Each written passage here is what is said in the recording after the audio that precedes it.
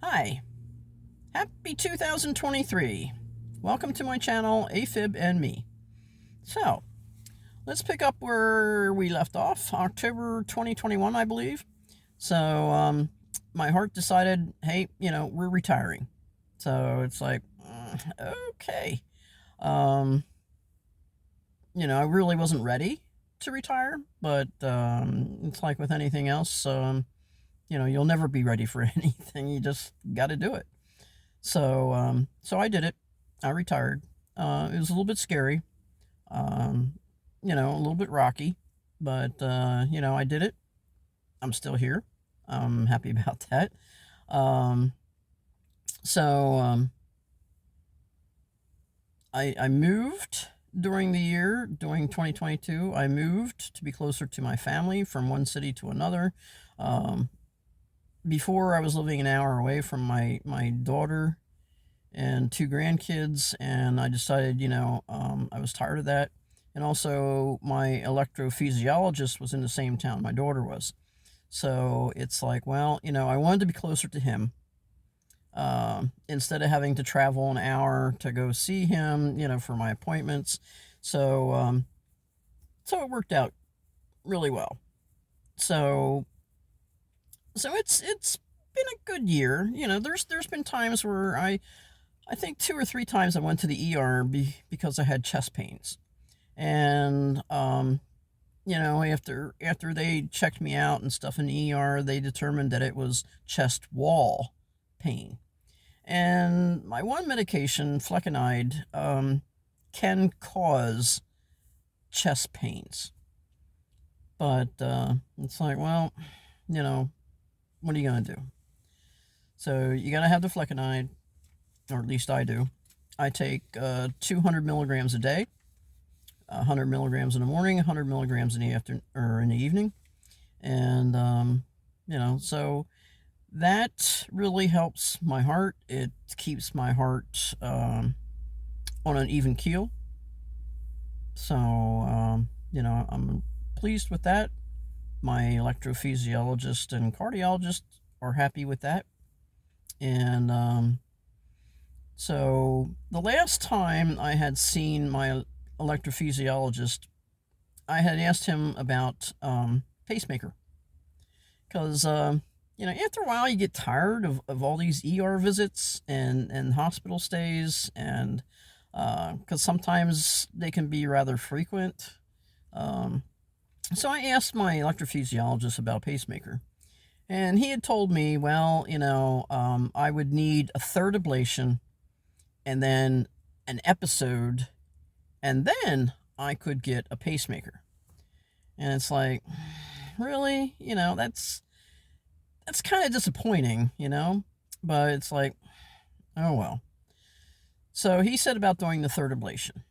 And I'm thinking, do I really want to go through that again? I mean, it's not a really bad procedure. I mean, it's better than, like, say, open heart. But it's just, the thought of those wires going up through your groins and, all that. And it's like, you know, I really was on the fence about that.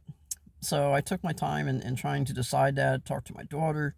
Um, and then I decided, well, okay, I'll do that.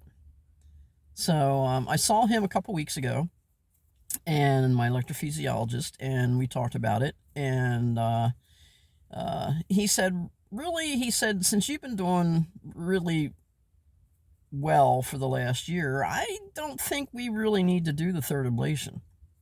And I said, well, but what about the pacemaker? Well, since you've been doing so good, I don't think there's really a need for the pacemaker either.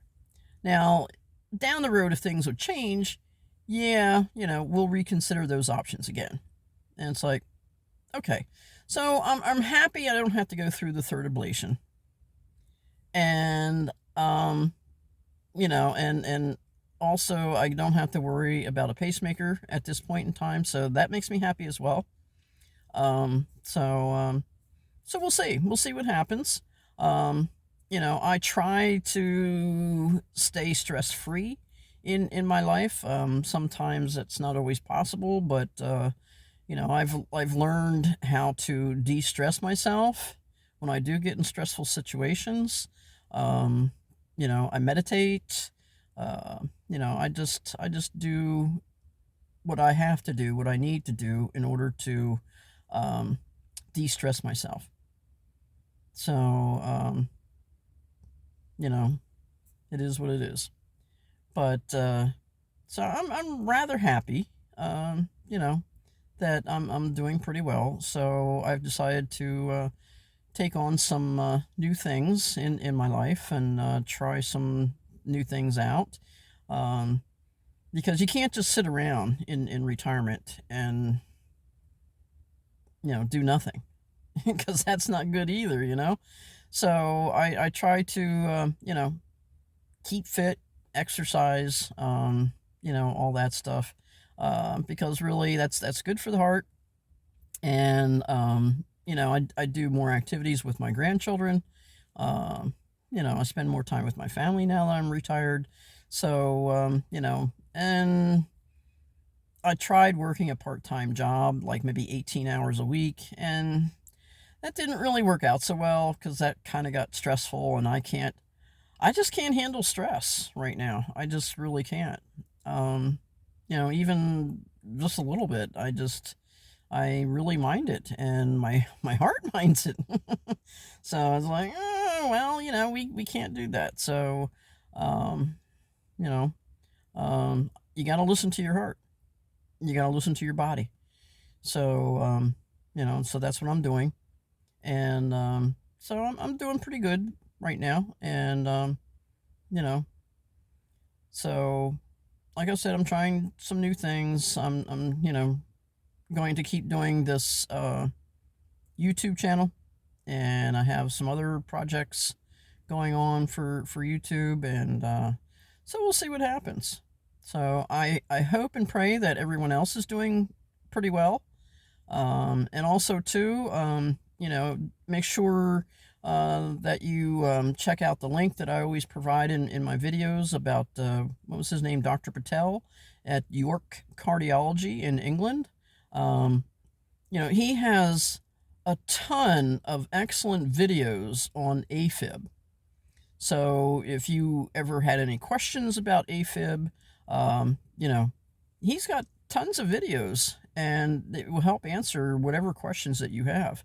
Um, his videos are about the best that I could find on the internet, because when I was first diagnosed, I looked all over the internet um, for different videos, different advice, and learning more about this condition.